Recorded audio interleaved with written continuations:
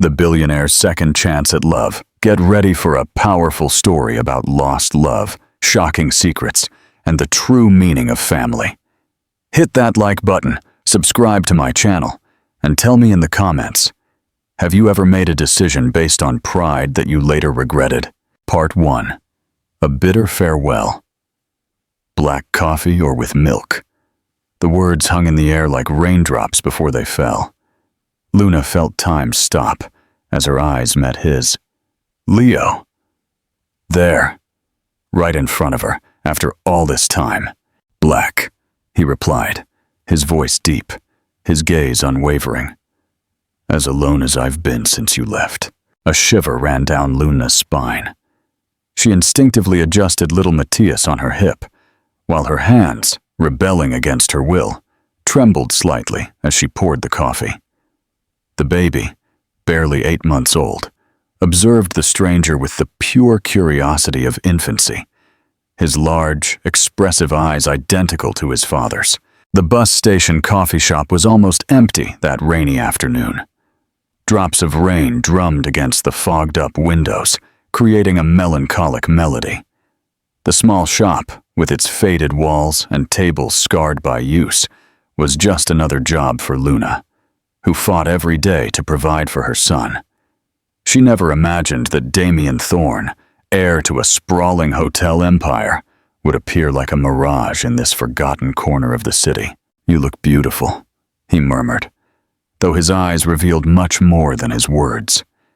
He watched her like someone contemplating a lost treasure, miraculously rediscovered. $5.50, she replied, deliberately ignoring the compliment, raising an invisible wall between them. Their fingers brushed as he handed her a bill.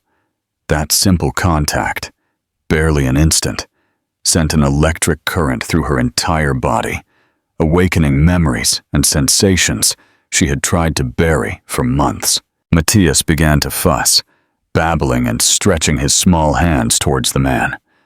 Luna pressed him against her chest, an instinctive gesture of protection, as if fearing he could snatch him away with just a glance.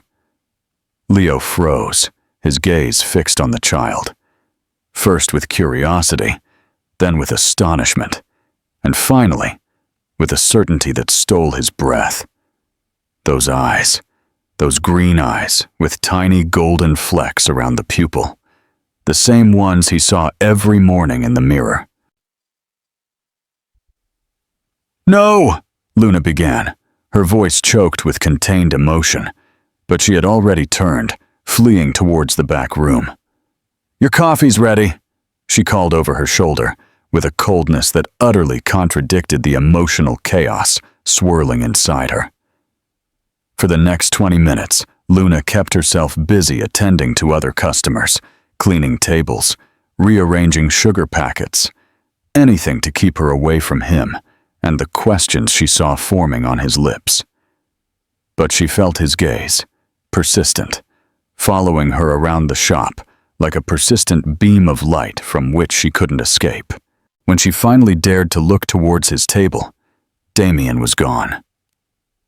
In his place, beneath the empty cup, she found a bill that would cover 10 coffees and a small wildflower, probably picked from the garden near the station. Beside it, a note written in the elegant calligraphy she knew so well. "Forgive me, though you may never forgive me."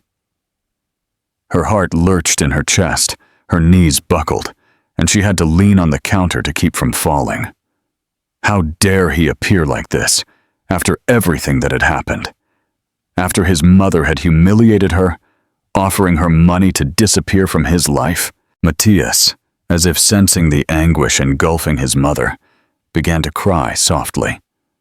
Luna gently rocked him, trying to soothe him with sweet whispers, when she noticed a shadow on the other side of the window. Damien was there, in the rain that now fell heavily, watching them with an indecipherable expression that mingled pain, astonishment, and longing. Their gazes met through the steamed glass, as if no barrier existed between them. There was no need for words. That silent exchange contained more intensity than any kiss they had shared in the past, more electricity than any night between sheets. It was a mute dialogue charged with reproaches, yearnings, and unresolved desires that seemed to reduce the world around them to nothingness. The rage she had been containing all afternoon finally erupted like a storm. With Matthias firmly clutched to her chest, Luna stepped out onto the street, facing the drizzling rain and Damien, who remained motionless in the downpour. "What are you doing here?" she burst out, her voice trembling with barely contained emotion. "How did you find me?" Rain slid down Damien's face, mingling with what might have been tears. "I wasn't looking for you," he replied sincerely. "I came for business. Fate just led me into this coffee shop." "Fate!" Luna scoffed bitterly as the rain soaked her hair and dampened her uniform. "Fate doesn't exist, Damien. Decisions exist, and you made yours." "I didn't know you were pregnant," he said, his voice breaking as he uttered those words, as if each syllable were broken glass in his throat. Luna took a step back, as if she had received a physical blow. The rainwater disguised the tears that were beginning to form in her eyes. "You have no right to come here now and disturb our lives," she declared firmly. "We're fine without you." But her voice trembled slightly on the last phrase, betraying her words. "Luna, I never—" "Go!" She interrupted him with determination. "Go back to your world of luxury, to your perfect wife, and to the life you chose. We don't need you." She turned, ready to re-enter the coffee shop, her heart pounding wildly in her chest. But Damien's voice, more vulnerable than she had ever heard it, stopped her cold. "You're wrong if you think I chose this," he said, his voice raw. "I would never have chosen a life without you." Luna didn't respond. She couldn't. The words choked in her throat, along with the sobs she refused to release. She simply closed the door behind her, her tears mingling freely with the raindrops on her face. Through the glass, she watched Damien gaze at Matthias once more, with an expression of painful recognition that broke her soul. His lips moved in a barely audible whisper, but Luna could read them perfectly, as if the words had been spoken directly into her heart. "He's mine." Part 2.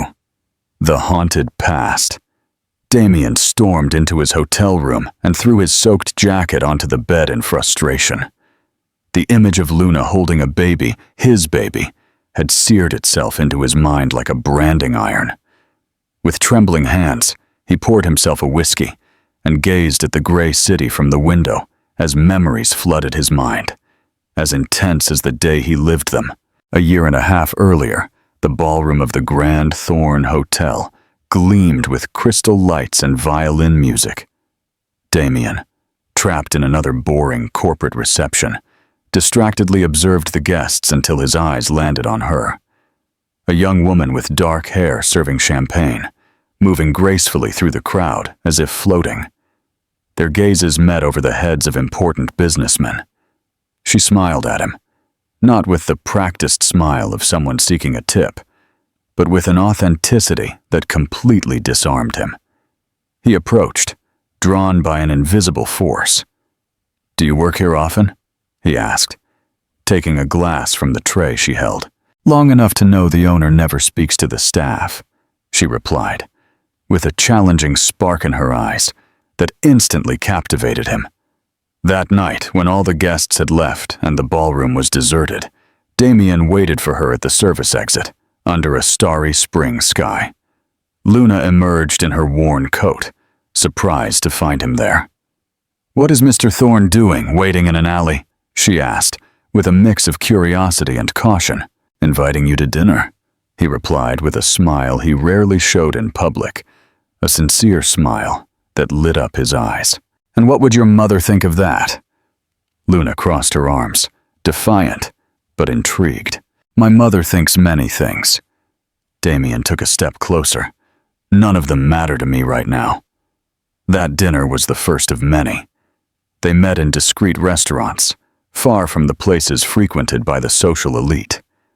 Luna, a design student who worked to pay for her studies, and Damien, heir to a hotel empire, built their own secret world. A refuge where social differences and family expectations didn't exist. In the most vivid memory he held in his heart, they were on the private terrace of the hotel penthouse, a starry night with the city sparkling at their feet like a reflection of the sky. The warm summer breeze caressed their faces as they spoke of dreams and fears, of childhood so brilliant and longings so similar. Their lips met with urgency when words were no longer enough, as if the world were going to end at dawn, and that was their last moment. Together, Damien's hands traced Luna's back, memorizing every curve, while she clung to his shirt as if fearing he might vanish. "This is crazy," she whispered against his neck, intoxicated by the scent of his skin. "The best kind of crazy," he replied, lifting her into his arms to carry her inside, where the silk sheets awaited them as silent witnesses. That night, under the silver light that streamed through the windows, their bodies met for the first time. Every caress, every glance contained a tacit promise that seemed etched into the very air they breathed. Their hands intertwined, their gazes connected in the deepest intimacy. Luna traced the contours of his face with her fingers, as if wanting to memorize every line, every expression, to keep it forever. "I love you," he said, words he had never uttered before. Words that emerged from a place so deep within his being that they surprised him himself. Damien was abruptly pulled from his memory when his phone vibrated insistently. It was Letitia, his wife. A marriage arranged by his mother just 3 months after Luna's disappearance, when he was still too broken to object. "I'll be late for the investors' dinner. Don't wait for me," he replied with a cold, curt message. A perfect reflection of the empty relationship they shared, a business agreement disguised as marriage. The phone rang again. This time it was Mark Stone, his college friend and business partner, the only one who knew the true story with Luna, the only one who had witnessed his devastation. "You found her, didn't you?" Mark asked without preamble, knowing his friend too well. "Your face at the meeting this afternoon said it all." Damien collapsed onto the armchair, overwhelmed by the weight of the truth. "She has a son, Mark. My son." The silence on the other end of the line was more eloquent than any words, confirming his suspicions. "You knew?" Damien demanded, his voice tense with the betrayal he was beginning to intuit. "I suspected." Mark's voice sounded weary. "When she disappeared so suddenly, I tried to investigate on my own." Damien relived the day Luna disappeared without explanation, without goodbye. Just an empty apartment and an unbearable emptiness in his chest. And his mother's lie. She left with another man, someone from her own class. It was inevitable. "Why didn't you tell me what you suspected?" The question was loaded with reproach and pain. "Your mother is powerful, Damien, and by the time I had any concrete leads, you were already married to Letitia. What was the point of destroying you even more?"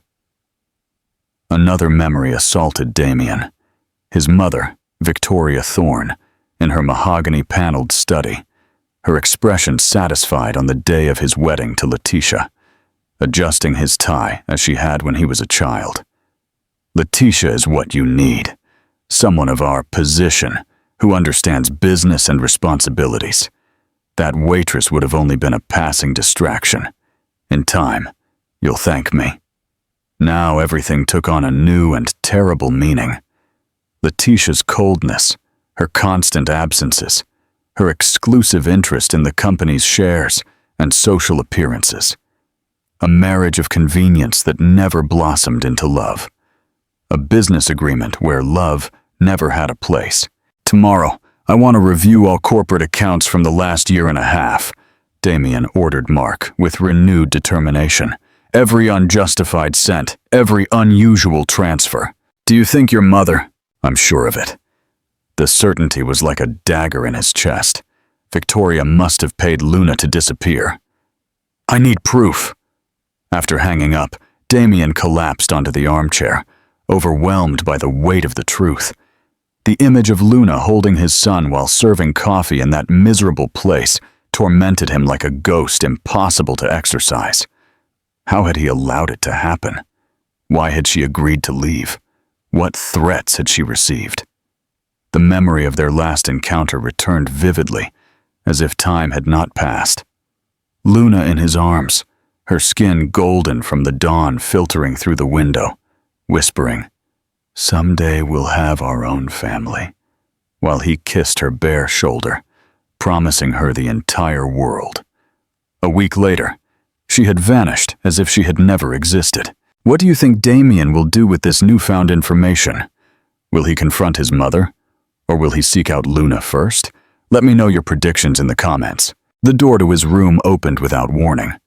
Mark entered, a folder in hand, and a grave expression that foreshadowed a storm. "Couldn't wait until tomorrow," he said, handing him the documents with tense hands. A transfer of $200,000 to an offshore account, signed by Victoria, the same day Luna disappeared. Damien stared at the evidence with a mixture of rage and pain that threatened to drown him. The cold numbers on the paper confirmed his worst suspicions. "Do you know what the worst part is?" he murmured, his voice broken by emotion. "I saw that transfer in the reports that week. Victoria said it was for new land on the coast, and I believed her." Mark looked at him, his gaze filled with compassion and something more. He knew his friend better than anyone. He had witnessed his transformation from the carefree young man to the broken man in front of him. "Damien, there's something else you need to know," he said, sitting opposite him with the gravity of someone about to change a life forever. "I ran into Luna 6 months ago, by chance. She was pregnant and vulnerable." Damien looked up, his heart pounding with equal parts hope and fear, and Mark took a deep breath before asking the question that would change everything. "Did you know she never wanted to leave you? And you, beautiful. Yes. You, listening right now. Where are you following this story of love and sacrifice from? Are you cozy in your bed, perhaps with a hot cup of tea? Or maybe on public transport, with your headphones on as the world rushes by? I'd love to know, because every time I tell Damien and Luna's story, I feel like we create a special bond, you and I, through these words that travel from my voice to your heart. If the story is stirring emotions in you, if you can feel Damien's pain discovering the truth or Luna's internal struggle, let me know. I wonder what you felt when you found out Victoria had separated these lovers. Indignation? Sadness? Your opinion matters more to me than you can imagine. Now, my dear, take a deep breath, because we're going back to our story. What comes next is even more intense. I promise you. The coffee shop bell chimed with a crystal-clear sound that made Luna instinctively look up. 3 days had passed since their reunion. 3 days of sleepless nights, remembering that "he's mine" whispered in the rain. And there he was again, Damien. This time he wasn't wearing a suit, but jeans and a simple shirt, as if he wanted to blend into the everydayness of the place, as if he was trying to say, "I can belong in your world." Luna tensed her jaw, pressing Matthias, who was happily playing with an improvised rattle made from bottle caps, tighter against her chest. The coffee shop was more crowded than last time, which gave her some protection against the intimacy Damien was seeking. "We need to talk," he said, approaching the counter directly with determination, but without arrogance. "We have nothing to talk about," she replied, without looking him in the eyes, fearing he might read her sleepless nights in them. "You have no right to disturb our lives." "I do." His voice was firm but low, conscious of the customers around. "I know that child is mine, Luna." She visibly paled. With a tense gesture, She called her coworker. "Sandra, can you cover my post for a moment?" They went out to the back of the shop, a narrow alley where empty boxes were piled, and the smell of coffee mingled with the dampness. The baby began to fuss, as if sensing the electric tension between his parents. "Whatever you think you know, you're wrong," Luna declared, gently rocking to calm Matthias. "My son has no father." Damien took a step towards her, closing the physical distance that was nothing compared to the emotional abyss between them. His eyes reflected determination mixed with tenderness as he looked at the little one. "I talked to Mark. I know my mother paid you to disappear." His voice broke slightly, revealing the open wound. "I know you never wanted to leave, Luna."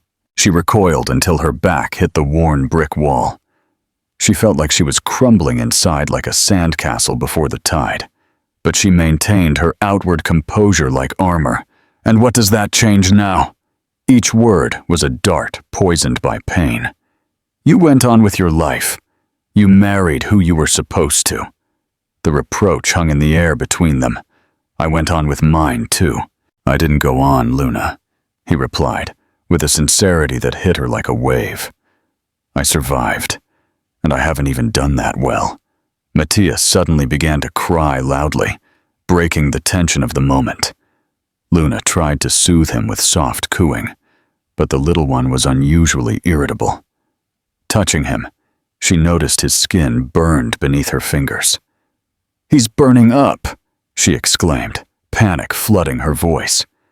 Damien touched the child's forehead with an instinctive paternal gesture, concern transforming his face. "We need to take him to the hospital. Now!" "I can take a taxi," she protested, her pride battling against the fear for her son. "My car's here." Damien was already pulling out his phone. "Let's not waste time arguing the obvious." The urgency of the situation temporarily dissolved their barriers. Luna hastily grabbed the baby's bag while Damien quickly informed Sandra. Minutes later, they were in his car, heading to the nearest hospital, united by the shared concern for the tiny being who carried both their blood. In the pediatric emergency room, a middle-aged doctor examined Matthias with expert hands and reassuring gestures. "It's an ear infection, quite common at his age," she diagnosed with a comforting smile. "We'll give him medication, and his fever will drop quickly, but he'll need antibiotics for a week." While the nurse prepared the medication, Luna observed Damien sitting beside her in the waiting room, his face taut with genuine concern, his eyes fixed on the little one who dozed restlessly. For a moment, she saw the man she had loved madly, not the distant businessman he had become in her mind to endure his absence. Hours later, with Matthias soundly asleep thanks to the medicine, they left the hospital. Night had fallen over the city, shrouding the streets in a blanket of artificial lights and complicit shadows. "I'll take you home," Damien offered, not sounding like a question. "I live far from downtown," she murmured, exhausted, physically and emotionally. "It doesn't matter," he simply replied, opening the passenger door for her. The silence in the car was dense, almost tangible, laden with unasked questions and feared answers. Luna gave him brief directions until they reached a modest apartment building on the outskirts, where the city lights seemed like distant stars. "Thanks for the help," she said, preparing to get out with Matthias in her arms. "But this doesn't change anything between us." "It changes everything, Luna," he replied, turning off the engine with decision. "I can't keep pretending you don't exist, that he doesn't exist, that what we feel doesn't exist. And what exactly are you proposing?" Her voice involuntarily rose, slightly waking Matthias. "Sunday visits? A monthly allowance? Or perhaps you want to introduce him to your wife as the bastard child you had with the waitress?" Damien hit the steering wheel in frustration. But when he spoke, his voice was controlled, laden with contained emotion. "Don't talk about yourself like that. You were never just a waitress to me."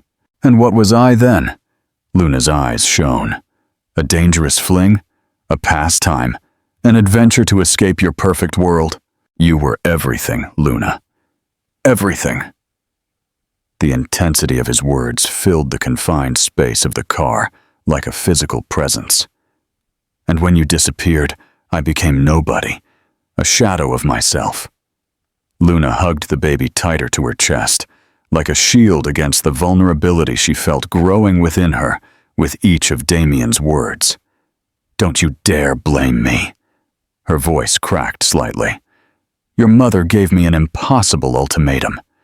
She said if I didn't leave, she would destroy you, that she had proof of financial irregularities that could send you to prison. And you believed her? There was pain, not reproach, in his question. I don't know, she burst out, tears threatening to overflow. I was 21. I was pregnant and terrified, and you never came looking for me. I didn't know where to look, he replied, his voice mixing rage and desperation in equal parts. I hired detectives. I checked every hotel in the region, every apartment. You disappeared without a trace, as if the earth had swallowed you whole. The tension between them was unbearable, laden with pain, half-truths, and repressed longings. Damien abruptly leaned in, eliminating the distance between them, taking her face in his hands with contrasting delicacy, and kissed her. A furious, hungry kiss, loaded with reproach and passion accumulated during months of absence. A kiss that tasted of salt and broken promises. Luna tried to resist, placing a hand on his chest while holding Matthias with the other. But the contact awakened a dormant hunger she thought she had buried. She returned the kiss with equal intensity, like someone finding water after crossing a desert. Damien's hands found the bare skin of her back beneath her blouse, sending an electric current down her spine. She let out a muffled moan against his lips. Time seemed to stand still as they explored each other's mouths, with desperation mixed with tenderness, rediscovering familiar territories denied for so long. Matthias stirred in his sleep, letting out a small whimper that broke the spell like shattering glass. Luna abruptly pulled away, gasping for breath. Tears streamed freely down her cheeks, no longer trying to hide them. I can't do this, she whispered, her voice broken. You're still married, and that destroys me every time I think about it. Damien rested his forehead against hers, so close that their agitated breaths mingled in the small space between their faces. Not for long, he murmured, with a determination that sent a shiver of hope and fear down Luna's spine. Their eyes met in the dimness of the car, and Luna saw in them a promise she didn't dare to fully believe.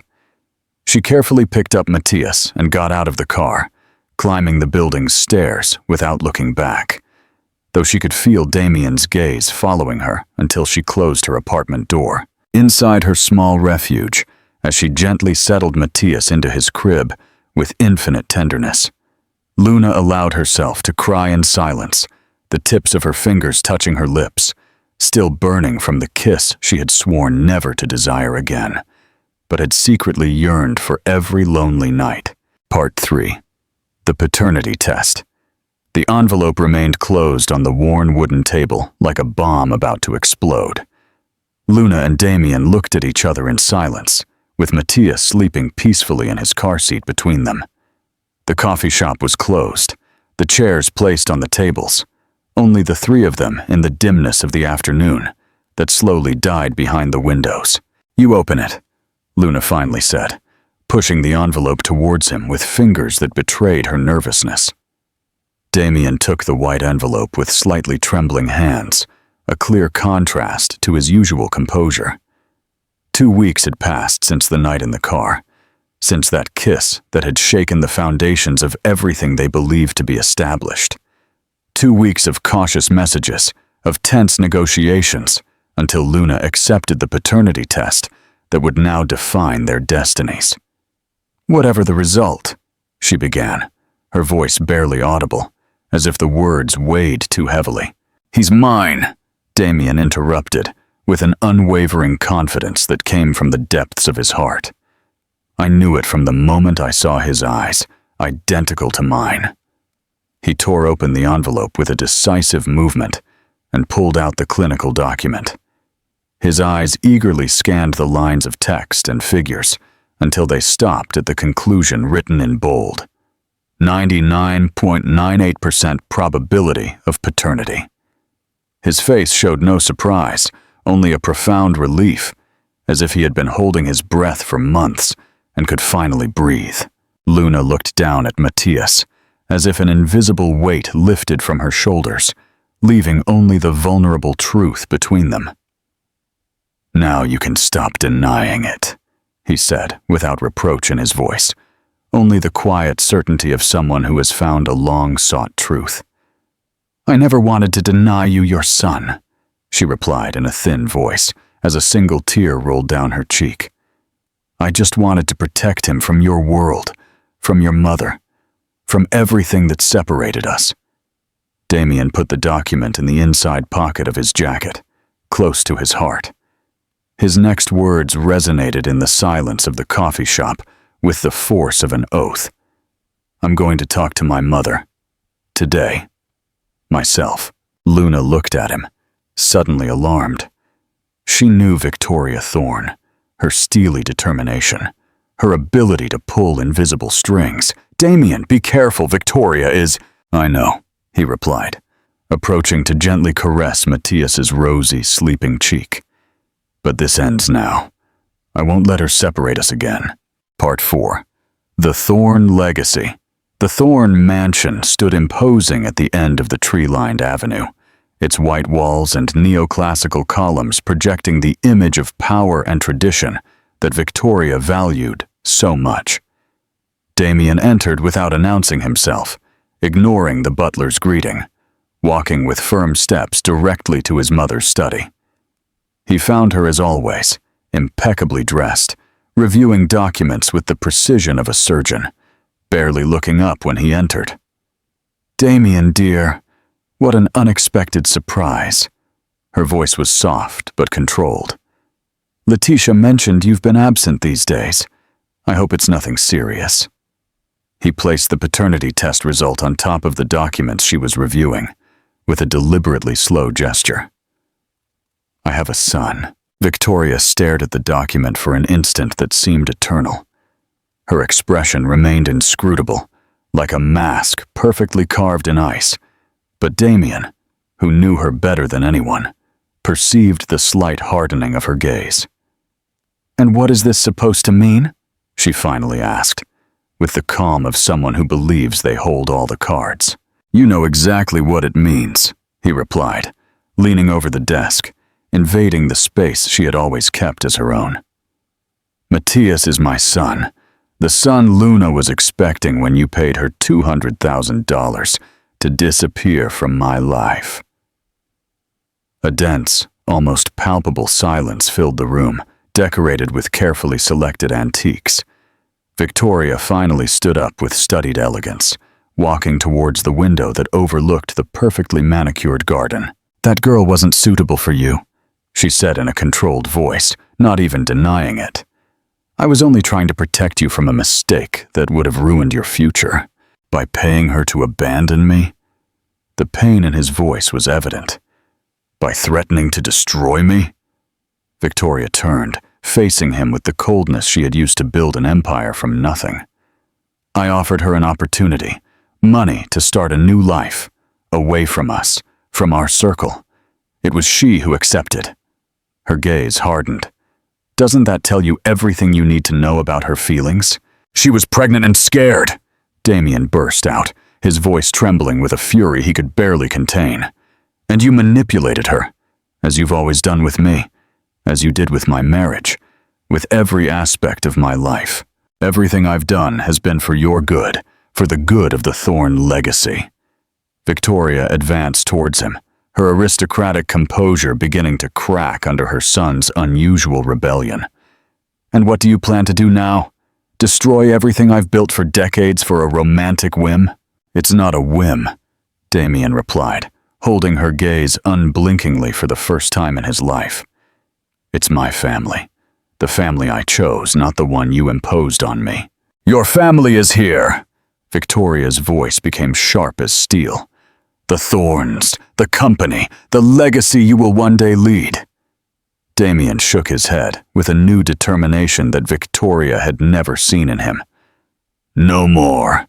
He walked out of the study with firm steps, ignoring his mother's increasingly agitated calls. In his room, the one he had occupied since he was a child, filled with carefully selected trophies and memories, he took a suitcase and began to fill it with essentials. He didn't need anything more. Letitia found him like that, packing with decisive movements. Her cold beauty, always perfect, tensed as she understood what was happening. Vacationing without me? She asked with studied sarcasm, leaning against the doorframe. I'm leaving, Letitia, for good. She straightened up abruptly, her face transforming into a mask of calculation and rapid assessment of possibilities. It's because of that woman, isn't it? Your mother warned me she might reappear. I have a son, Damien replied, not stopping his task, not even looking at her. And I'm going to be with him, and with his mother. Letitia laughed, a crystalline sound completely devoid of humor or warmth. And what about our marital partnership? The agreement between our families? The contracts that depend on our union? You can keep my shares in the joint ventures, he said, closing the suitcase with a definitive click. At the fair price Mark sets, not the one you try to negotiate. You can't be serious. Her voice lost its mocking tone, showing genuine concern for the first time. Your mother will never allow it. I no longer care what she allows or doesn't allow. Damien looked at her directly, with a calm that disarmed her. I'm no longer the obedient son you knew. The determination in his voice must have convinced her, because Letitia didn't try to physically stop him. She simply said with a sharp smile that didn't reach her eyes, You'll regret this, Damien. This world is the only one you know. You won't last a month outside of it. You're wrong, he replied, grabbing his suitcase. I knew another world, with Luna. A real world, of authentic feelings, and I'm going to get it back. Damien drove aimlessly for hours, trying to process everything that had happened. In a few hours, he had left behind 25 years of privilege and expectations, of paths laid out by others. He felt strangely light, despite the fear of the unknown that lurked at the edges of his determination. When he finally stopped, twilight stained the sky with oranges and violets. He was in front of Luna's modest apartment building. Night was beginning to fall. The apartment lights flickered like earthly stars, ordinary lives that now seemed extraordinarily valuable to him. He climbed the stairs slowly, suitcase in one hand and heart in the other, and gently knocked on the door. Luna opened it, surprised to see him there, looking devastated and without the usual impeccable suit that functioned as armor. Just a vulnerable man with his heart in his hand. Damien? Her eyes widened as she saw the suitcase. What happened? I left, he replied simply, without unnecessary embellishment. The mansion, the company, that life I never chose. Luna's eyes widened in genuine astonishment. She invited him into the small apartment, where the limited space was decorated with details that revealed her artistic taste. Matthias slept peacefully in his crib by the window. Damien dropped the suitcase and approached the baby, kneeling by the crib with the reverence of someone contemplating a miracle. My son, he whispered, his voice broken by an emotion he didn't try to hide. My son. His fingers caressed the baby's tiny hand with infinite delicacy, and it instinctively closed around his index finger in a small act of recognition. A silent tear rolled down Damien's cheek, releasing months of contained pain. Luna knelt beside him, sharing that sacred moment. The silence between them was worth more than any words. It contained everything they had lost, and what they now had the chance to regain. Damien took her hands with devotion and kissed them, first her knuckles, then her palms marked by hard work, hands that had held their son alone.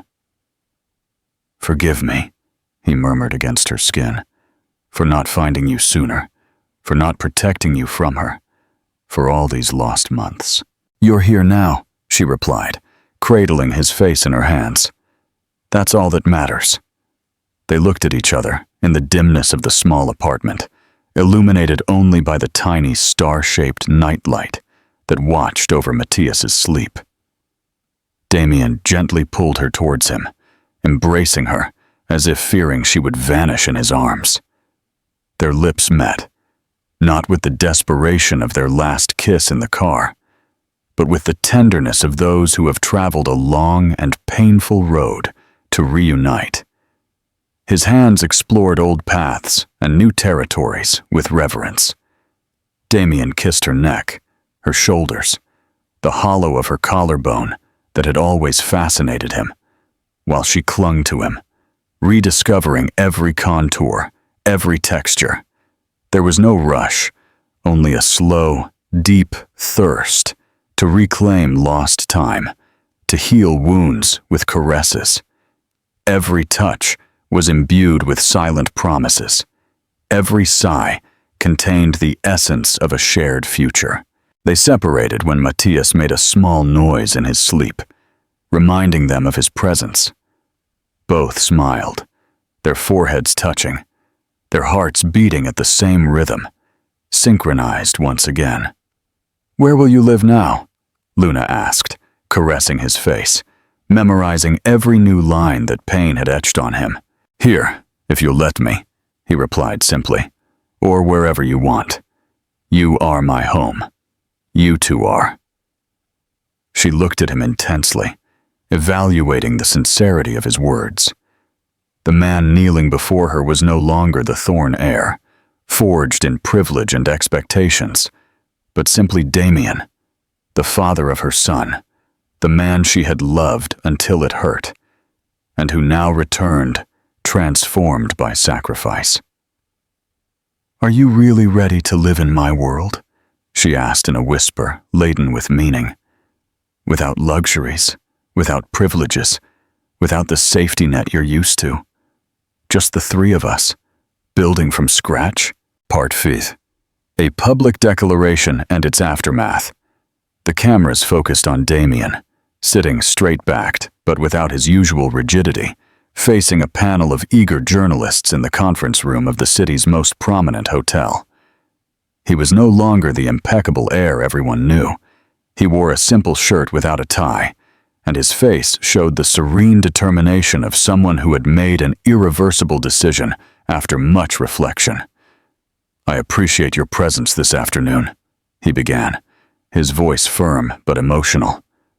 "I have called this press conference to announce 2 important decisions that will mark a new direction in my life." The camera flashes intensified, intermittently illuminating his face, transfigured by an inner peace that disconcerted those who knew him.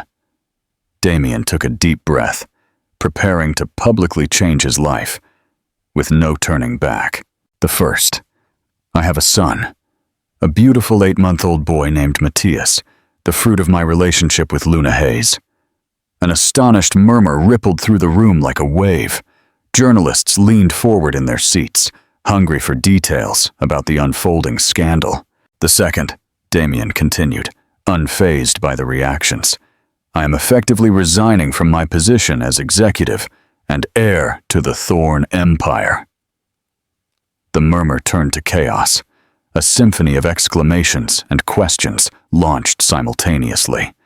Cameras fired incessantly, capturing the moment the prince of the hotel empire voluntarily abdicated. Damien remained calm, raising his hands to request silence, as he explained the essentials without implicating Luna, or revealing the more intimate details of his mother's manipulation. "My mother and my wife were unaware of my son's existence," he lied, protecting Victoria from a larger scandal that could irreparably damage the company and its thousands of innocent employees. The decision to step away from the family business is completely personal and well considered. Across the city, in her small apartment, Luna watched the live broadcast on the old second-hand television, with Matthias playing distractedly in her arms. Every word from Damien pierced her like lightning, illuminating truths she was only just beginning to grasp. She never imagined he would go this far, that he would sacrifice so much for them, that he would so publicly break with his entire world. Why abandon the family business for a child you could perfectly integrate into your life without giving up anything? A journalist asked, with the barely disguised malice of someone seeking the most scandalous answer.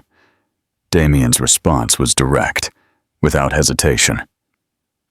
Because my previous life was fundamentally incompatible with the father and the man I want to be.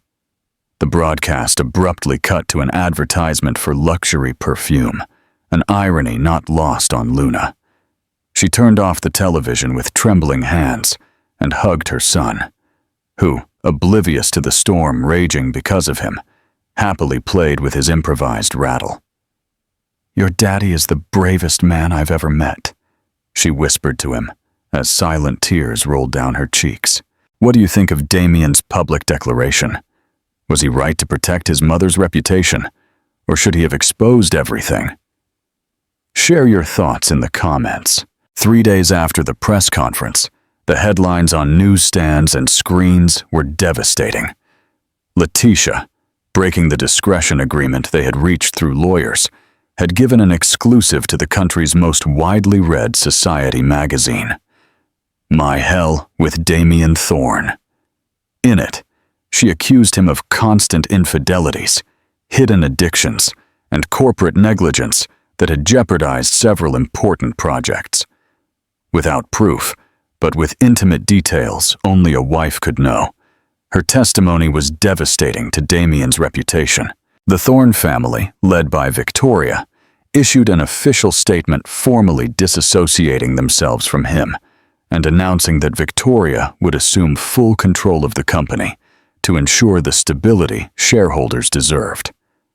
The news of his complete disinheritance, without even the shares legally due to him, spread like wildfire in business circles. Mark called Luna that gray afternoon, his urgent voice revealing genuine concern. "Damien needs to see you.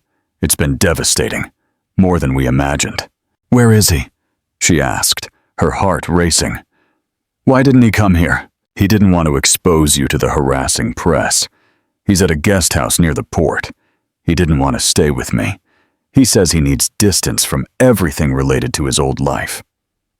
Luna left Matthias with Sandra, promising to return soon.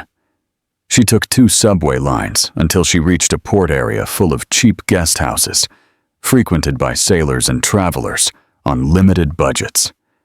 The address Mark had given her corresponded to a 3-story building with a facade peeling from sea salt. "Room 14, 2nd floor," Mark had said. She climbed the narrow wooden stairs that creaked under her steps, their echo bouncing off the neglected, faded green walls. Part 6. Rock Bottom and Rebuilding. Arriving in front of the worn door, she hesitated for the first time. What could she say to him? How could she comfort him for having lost everything, for having been betrayed by his own family? She raised her hand to knock, but stopped when she heard a sound through the ill-fitting door that broke her heart into 1,000 pieces. Damien was crying, a suppressed sob, like someone who had held back tears for too long. Luna gently pushed the door open. It yielded without resistance, revealing a reality that brutally contrasted with the world he came from. The room was tiny. A single bed with a thin mattress, a rickety chair, a small window overlooking an alley where little light entered. Damien was sitting on the floor, leaning against the bed, a small baby garment in his hands, caressing it as if it were the most valuable treasure in the world. A small blue onesie she didn't recognize. "I bought it yesterday," he said, without looking up, having sensed her presence. "It's ridiculous, isn't it?" His voice had a tinge of self-deprecation. "Losing an empire and worrying about whether Matthias will like the color blue." Luna slowly approached, kneeling in front of him on the worn floor. The past few weeks had physically transformed Damien. Dark circles marred his face like shadows. His posture had lost the natural arrogance of someone born into privilege. But in his eyes, a new, authentic light shone. "Letitia," she began, unsure what to say. "She lied about almost everything," he replied in a dull voice, running a finger over the soft fabric of the onesie. "But that doesn't matter anymore. People believe what they want to believe, what fits the narrative that suits them." "Your mother?" Luna asked softly, fearing the answer. Damien let out a bitter laugh she had never heard from him before. "She gave me a choice. Go back and forget this madness, as she called it, or lose everything. Every last cent. I chose you and Matthias." Luna looked at him, confused. Pain reflected in her dark eyes. "But you're here?" "In this room, yes." Damien finally looked up, connecting with her gaze. "But I told them I would stay away from you and Matthias if they allowed me to keep some shares. Enough to secure a dignified future for both of you." His eyes shone with determination. "I lied, Luna. For the first time in my life, I deliberately deceived my mother. And now?" The question floated between them, loaded with meaning. "Now I have nothing." His fingers caressed the small garment with infinite tenderness. "Neither the empire that was my destiny since birth, nor the family I chose with my heart. My name is being destroyed in every headline. Victoria has made sure to close every door for me in the industry." The room fell silent, only interrupted by the distant noise of the port and the ships announcing their departure. Luna observed the man in front of her, stripped of everything except his dignity and his love for them. The Thorn heir had died, and in his place, simply Damien had been born, a vulnerable but authentic man, for the first time in his life. Slowly she took the blue onesie from his hands and folded it carefully, with the delicacy of someone handling something precious. "Matthias will love it," she said softly, reassuringly. "He has your taste, and your eyes." Her own eyes filled with tears she refused to shed, not out of pride, but to be strong for him. "You lost everything for us," she whispered, guilt coloring her voice. "And I can't give any of that back to you." "No, I don't want any of that back," he replied with surprising firmness. "I just want a chance, with you and my son, a chance to build something real, something of our own." Luna felt something break and heal simultaneously inside her, like a poorly set bone that must be broken again to heal correctly. This man had given up his entire world to be with her and her son, to be the father he never had, for simple, powerful love. She stood up and extended her hand to him, with a trembling smile through tears she could no longer hold back. "Perhaps there's still time to rebuild, if it's with you." Leo looked at her outstretched hand, as if it were the only light in the deepest darkness. He took it with reverence, rising beside her, and hugged her with the desperation of someone finding a lifeline in the midst of a storm that threatens to sink them. "With you," he whispered against her hair, inhaling her scent of coffee and cinnamon that he had missed so much. "Only with you does it make sense to start over." Part 7. Building our own empire. 1 year later, the small, Blue Harbor Hotel gleamed with the golden light of dusk. It wasn't luxurious like the Thorn establishments, but it had charm and personality. Damien was checking reservations at the front desk, with the satisfaction of someone who had found their place in the world. "Mr. Hayes, You have a call on line 2, a receptionist informed him. Damien smiled at his new last name, officially adopted 6 months prior. The identity of the Thorn heir had been buried along with his privileges. Damien, it's Mark, said the voice on the other end of the line. The shares we managed to save have increased by 15%. Matthias's trust is secured. Thanks, friend. I don't know what I would have done without you. How's life as an independent hotelier? Mark asked curiously. Damien looked through the glass door. In the garden, Luna was studying under a tree, with design books scattered on a blanket.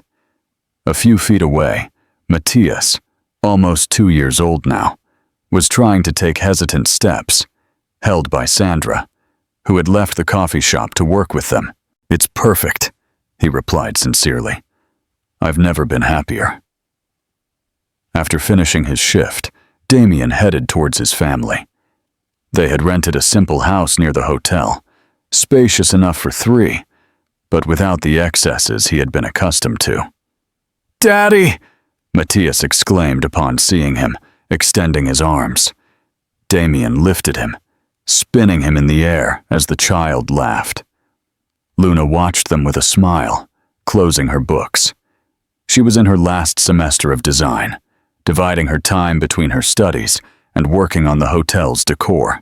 How are my 2 favorite people in the world? Damien asked, kissing Luna. Your son decided walking is his new passion, she replied. He makes a little more progress every day.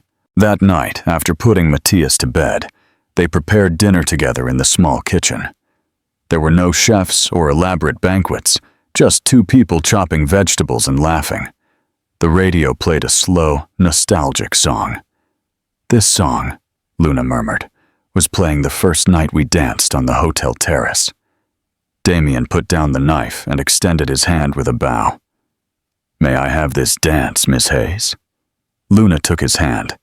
They began to move slowly between the table and the counter, their bare feet gliding over the tiles. Do you remember how I stepped on your feet that night? He asked. You lied, telling me you were a terrible dancer, she replied, resting her head on his chest. But you were perfect in everything else. Not in what mattered, he murmured. I lost you, and you found me, Luna said, looking into his eyes. They continued dancing long after the song ended, moving to the rhythm of a melody only they could hear. There was no rush, just 2 people rediscovering the simplicity of being together. When the moon was high, Damien led her to the sofa. He took her hands and pulled a small object wrapped in a handkerchief from his pocket. It was a handcrafted silver ring with small marine details engraved on the metal. A craftsman at the port made it, Damien explained. He's been teaching me to work with silver for 3 months. I made most of it myself. Luna carefully took the ring, observing the imperfect details that revealed the hand of a determined beginner, creating something beautiful. It's precious, she whispered. Emotional. Damien knelt before her with sincerity. I can't promise you mansions or jewels, he said, holding her gaze. I can only offer you this life we're building together. Simple, imperfect, but ours. A tear rolled down Luna's cheek as she extended her left hand. It's all I ever wanted. Damien slipped the ring onto her finger. It fit perfectly. He leaned in to kiss her, a slow, deep kiss that contained promises more valuable than any contract. She pulled him closer, leaning back on the sofa as their bodies met with familiarity. Between kisses, they shared laughter when the sofa proved too small. There was no urgency, only the pleasure of knowing they were together. Damien kissed the ring on her finger, then her wrist, her shoulder, tracing a path to her neck as she sighed, tangling her fingers in his hair. You are everything I lost, he whispered against her skin, and everything I still want. Luna took his face in her hands, looking at him intently. I loved you when you were Damien Thorn, she said softly, but I love Damien Hayes even more. Their lips met again, sealing a silent pact as the moonlight bathed the room. In the adjacent room, Matthias slept peacefully, oblivious to the moment that defined his future. Luna rested her forehead against Damien's, creating an intimate universe where only they existed. "This time, it's forever," he whispered, the certainty of someone who had finally found his place in the world, not in an empire of concrete and glass, but in the arms of the woman he loved, and in the smile of his son. What do you think of Damien's choice to leave his empire behind for Luna and Matthias? Is true love worth sacrificing everything for? Share your thoughts in the comments. The morning light streamed through the apartment curtains, creating golden patterns on the breakfast table. 6 months had passed since Matthias's poem presentation, and life had found its own rhythm. Damien, dressed in jeans and a casual shirt, something unthinkable a year ago, made coffee while humming a song. He was no longer the implacable businessman everyone feared. He was still brilliant in business, but he had learned to delegate, to trust, to live. "Matthias, breakfast is ready," he called, pouring orange juice into 3 glasses. Luna entered the kitchen with damp hair and a sleepy smile. She had adapted so well to her new position at Alvarez & Associates that she had already been offered a promotion. The friendly competition between her and Damien had become a recurring joke between them. "Good morning," she murmured, stealing a quick kiss. "Is the prince awake yet?" "He's finishing his hair," he replied, handing her a coffee cup. "Says they have a museum trip today." Luna nodded, nibbling on toast as she checked her agenda on her phone. "I have an important meeting at 2, she commented. "Can you pick him up?" "Is that possible?" Damien responded, frowning. "I have the presentation for the Japanese investors." They looked at each other, facing one of those small, daily conflicts that were part of their shared life.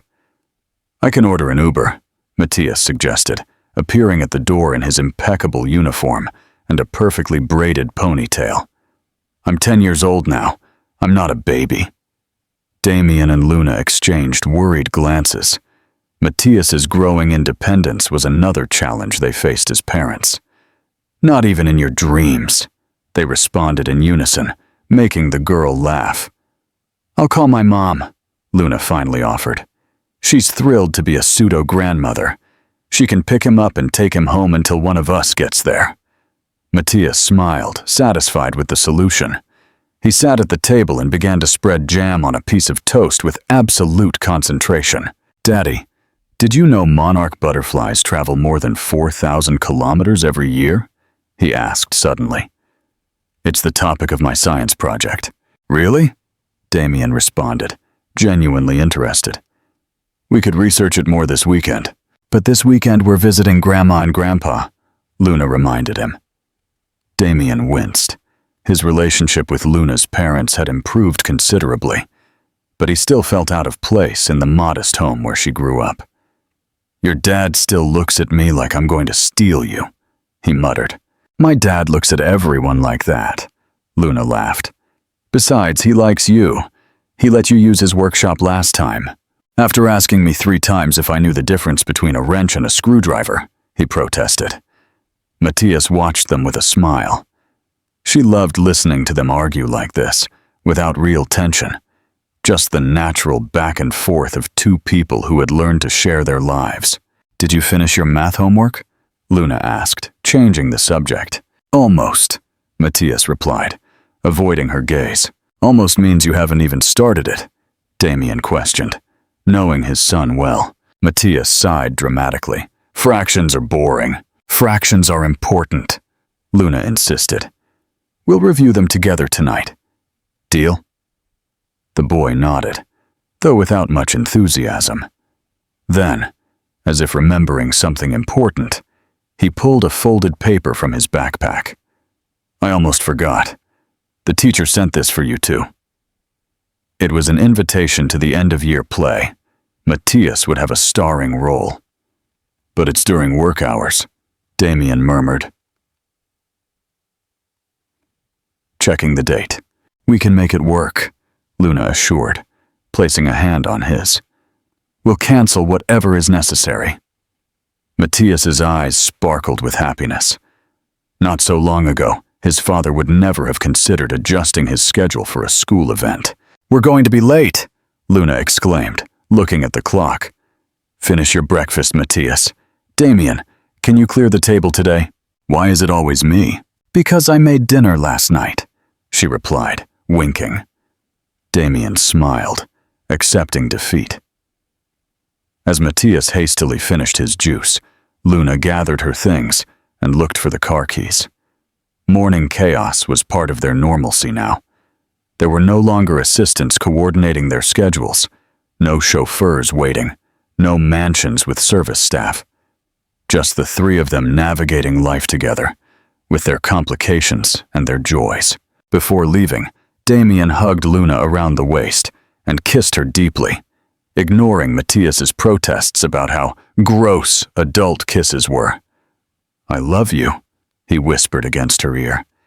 You changed everything. Luna smiled, remembering how far they had come since that first chaotic encounter in the traffic of New York. You changed everything too, she replied softly. But I'm not going to stop working, okay? Damien let out a genuine laugh, the kind of laugh he had never had before meeting her. I wouldn't expect anything less from you. And so, as the three of them left the apartment, amidst laughter and small arguments about who had forgotten to turn off the lights, any casual observer would have simply seen a normal family starting their day. And that was exactly what they were, a family built with effort, with respect, with conscious choices every single day. Not perfect, but perfectly theirs. The happy ending hadn't been granted as a gift.